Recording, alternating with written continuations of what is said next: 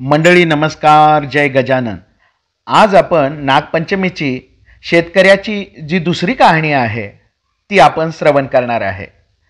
तर ही शेतकऱ्याची जी कहाणी आहे, ही जी नागपंचमीची कथा आहे ती आता आपण श्रवण करू. आटपाट नगर होतं, तिथे एक शेतकरी होता. त्याच्या शेतामध्ये एक नागाचं वारूळ होतं. श्रावण मास आला, नागपंचमीचा दिवस होता. शेतकरी आपला नित्याप्रमाणे नांगर घेऊन शेतामध्ये गेला. नांगरता नांगरता काय झालं, वारुळामध्ये जी नागांची नागकुलं होती, नागांचे जे पिल्लं होते, त्यांना नांगराचा फाळा लागला.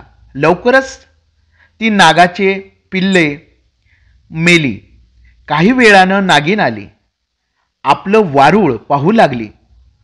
तो तिथं वारूळ नाही आणि पिल्लंही नाहीत. इकडे तिकडे ती पाहू लागली तर नांगर रक्ताने भरलेला तिला दिसला. तसं तिच्या मनात आलं, ह्याच्या नांगरानं माझी पिल्लं मेली आहेत. तो रोष मनामध्ये ठेविला. शेतकऱ्याचा निर्वंश करावा असं तिच्या मनामध्ये आलं. फोंफावतच शेतकऱ्याच्या ती घरी गेली.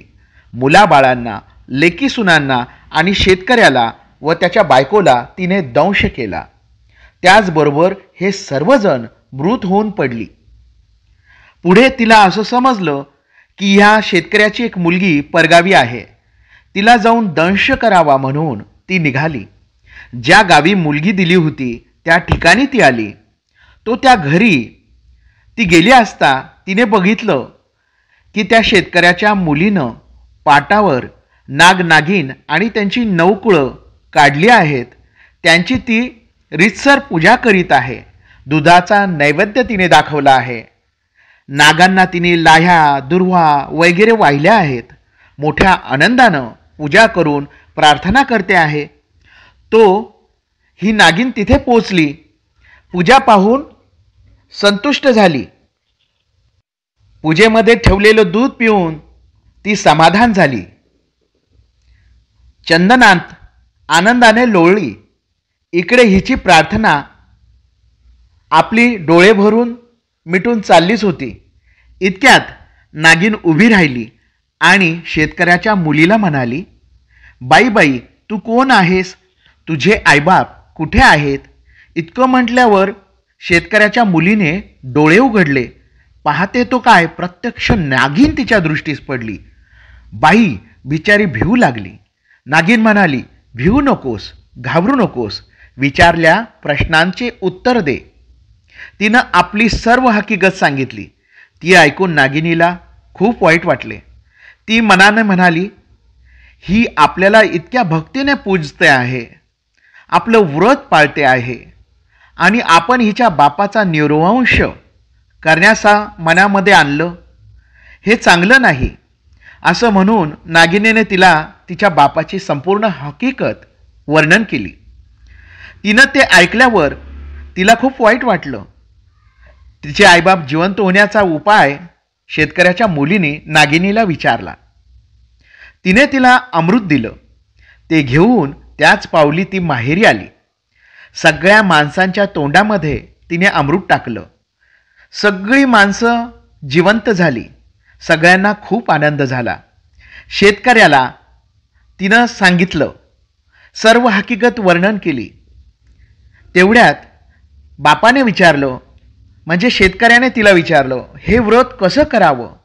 मुलीने व्रताचा सगळा विधी समजावून सांगितला व शेवटी सांगितलं की इतकं काही झालं नाही तर निदान कमीत कमी इतकं तरी पाळा की नागपंचमीच्या दिवशी जमिनीमध्ये खंदू नये, भाज्या चिरू नयेत, तव्यावर शिजवू नये, तळलेले पदार्थ खाऊ नये, नागोबाला नमस्कार करावा असं सांगितलं.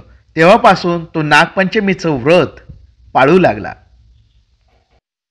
तर मंडळी, अशा पद्धतीने आपल्या पुराणामध्ये सांगितलेलं आहे, कहाण्यांमध्ये सांगितलं आहे की नागपंचमीच्या दिवशी कमीत कमी जमीन खणू नये, भाज्या चिरू नयेत, तव्यावर शिजवू नये, तळलेले पदार्थ खाऊ नये आणि नागोबाला नमस्कार करावा. ह्या 4 गोष्टी ह्या कहाणीमध्ये सांगितल्या आहेत. याचं आचरण करण्याचा नक्की प्रयत्न सर्वांनी केला पाहिजे, असं ह्या आपल्या कहाणीमध्ये वर्णन आहे. आता ह्या कहाणीतून बोध काय घ्यायचा, ह्या कहाणीचं तात्पर्य काय आहे ते आपण बघूया. आपले वाईट झालेले पाहिले म्हणजे ते वाईट करणारा जो आहे त्याचा कोणालाही पण राग येतोच व त्याचा सूड उगवावा अशी मनामध्ये इच्छा होते. परंतु तो वाईट करणारा मनापासून वाईट इच्छिणारा नाही, हे त्याच्याकडून चुकून झालं आहे.